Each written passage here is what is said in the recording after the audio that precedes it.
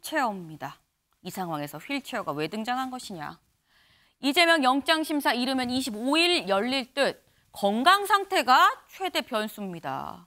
지금 현재 병원에 입원해 있죠. 누워 있습니다. 그런데 25일이면 얼마 안 남았습니다. 며칠 안 남았는데 추측컨대 그때가 되지 않겠느냐. 여기 좀 표를 보겠습니다. 어제 체포동의안이 가결이 됐고 이 체포동의 통지서가 법원으로 갔습니다. 추측컨대 오늘은 이 구속영장 실질심사를 누가 판단할 건지 담당 판사가 배당이 되고 심사 일정이 결정이 될 예정입니다. 그리고 영장실질심사가 추측컨대 추석 전에 열리지 않겠느냐. 이르면 25일에도 열릴 수 있다라는 얘기가 나오고 있고 영장실질심사를 받은 다음에 이게 발부가 되느냐, 기각이 되느냐가 결정이 될 거다. 이게 지금 남아있는 절차입니다. 지금 이게 남아있는 절차인 건데 다음 기사를 좀 같이 보겠습니다. 아까 건강 상태가 최대 변수다라고 했는데 법원 이르면 내주 영장심사, 건강 악화, 이재명 연기 요청 가능성입니다. 연기 요청 가능성. 조상우 변호사님. 네. 영장실질심사 이거 연기 요청하는 겁니까? 제가 알기로는 그대로 진행할 걸로 알고 있습니다. 그대로. 네. 근데 지금 건강 상태로 저희도 물론 키워드를 휠체어라고 하긴 했습니다만 그럼 직접 휠체어를 타고 간다? 직접 휠체어는 모르겠고요. 네. 어찌됐든 직접 참석하시는 걸로 알고 있습니다. 직접 참석을 한다. 네. 사실 검찰에서는 이런 얘기도 사실 나오긴 했었습니다. 검찰에서는 뭐라고 했느냐. 가정을 전제로 말하는 건 적절하지 않다라고 얘기를 하면서도 미체포 피의자가 누워서 영장심사에 들어온 사례가 있다라고 얘기도 하긴 했습니다. 근데 그렇다고 한다면 조상우 변호사님. 네.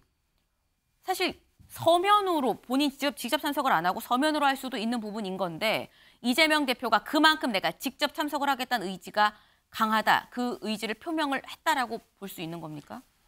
제가 이 건에 대해서 이재명 대표 본인께서 워낙 당당하고 떳떳하다고 생각하시기 때문에 그 법정 출석 자체를 회피하는 형태로 보여지는 모습을 원치 않으시는 걸로 알고 있습니다. 그렇기 때문에 직접 본인이 어떻게 됐든지 간에 좀 참석을 하겠다라는 부분입니다. 네, 건강 상태가 어떻게 될지 그 부분은 변수이긴 하지만 네. 제가 알기로 의지는 굉장히 뚜렷하고 강하신 걸로 알고 있습니다. 추석 전에라도. 언제든지입니다. 언제든지 본인이 직접 참석하겠다, 직접 출석을 하겠다라고 지금 얘기를 했다라는 건데요. 네. 저희 한국일보 기사를 좀 같이 볼까요? 영장이 기각된다면 그리고 만약에 발부가 된다면 지금 한국일보 지금 실려 있습니다. 이재명 영장 기각된 막판 뒤집기, 발부된 리더십의 치명상이다라는 겁니다. 이게 사실 결국은 기각됐을 때, 발부됐을 때 두 가지 상황, 지금 아까 저희가 봤죠. 남아있는 영장실질심사를 받으면 둘 중에 하나가 나올 수밖에 없습니다. 네, 저희 준비한 그 시나리오 같이 볼까요? 기각이 된다고 한다면 민주당에선 검찰 독재란 정당성을 확보할 수 있습니다. 그리고 이재명 대표 체제가 좀 공고화될 수 있겠죠. 하지만 색출 가능성, 사실 이 부분은 사실 이미 좀 색출이 되고 있는 부분도 있다라고 보입니다. 발부가 된다면 이재명 대표 정치 생명에 더 큰 타격이 불가피하다. 리더십 공백으로 옥중공천, 비대위, 차기 대표 선출 등등이 얘기가 나올 수 있다. 이 부분도 근데 사실 당 내 상황은 이미 다 좀 진행이 되고 있는 것으로 보입니다. 찬탈 얘기도 나오고요. 지금 절대 대표는 물러나지 않겠다라고 또 얘기가 또 친명계에서 얘기가 나오기도 하는데 요거는 제가 앞에 OX 팻말이 있죠. 여쭤보겠습니다. 영장 발부된다? 하나, 둘, 셋. 지금 나뉘었어요. 일단 김민수 대변인 발부가 될 것이다.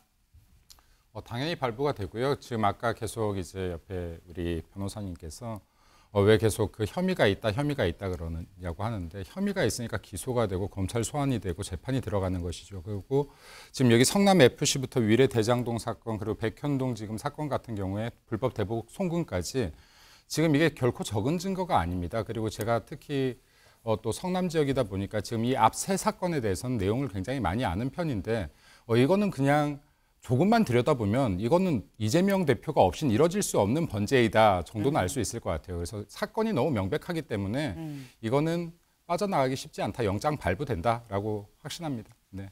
발부 안 된다, 김상일 네. 의원님. 기본적으로 오랜 기간 수사를 했습니다. 이 정부 들어서 이재명 대표만 수사했다는 느낌이 들 정도로 수사를 했어요. 근데 뭐를 증거를 인멸을 하고 예? 지금 야당의 당대표가 어디로 도피를 한단 말입니까? 이게 기본적으로 범죄 혐의가 있다고 해가지고 다 구속을 하고 강제 수사를 하는 게 아니에요. 방어권이라는 게 존재하고 그걸 존중해 줘야 될 필요가 있습니다. 그런 차원에서 볼 때 법원이 적절한 판단을 할 거라고 보고요. 그런 차원에서 저는 이게 기각될 가능성이 있다, 크다 이렇게 생각합니다. 김미수 대표님 짧게. 네, 짧게 하겠습니다. 일단 여기 계속 그 이재명 대표를 계속 긴 시간 오래 많이 조사를 했다라고 하는데 그렇지 않습니다. 6차 소환 조사가 말이 6차 소환 조사지 다 사건이 다릅니다. 1차 같은 경우 성남 FC고요. 그리고 2, 3차 같은 경우에 대장동 사건입니다. 그리고 4차 같은 경우 백현동 사건이고 5차가 지금 불법 대북 송금 사건입니다. 자, 사건이 너무 많다 보니까 이거를 지금 여러 번 불렀다라고 생각하는데 실제로 사건당 한 번뿐이 안 부른 꼴이고 그것마저도 조사를 다 진술서로 가름했다 하는 부분 좀 말씀드리고 싶습니다. 네. 네. 아주 짧게. 예. 팩트는 정정해야 되니까 진술서로 가름하지 않았고요. 너무 말이 많아서 검찰이 당황했다는 얘기가 있습니다. 그리고 말씀하셨는데 지금 쌍방울 것만 해도 1년이 넘게 수사를 했습니다. 네, 알겠습니다. 이렇게 지금 여야가 다릅니다. 네, 사실 저희가 하고 싶은 얘기가 정말 많습니다만 시간상 오늘은 여기까지 하도록 하겠습니다. 오늘도 좋은 하루 보내세요.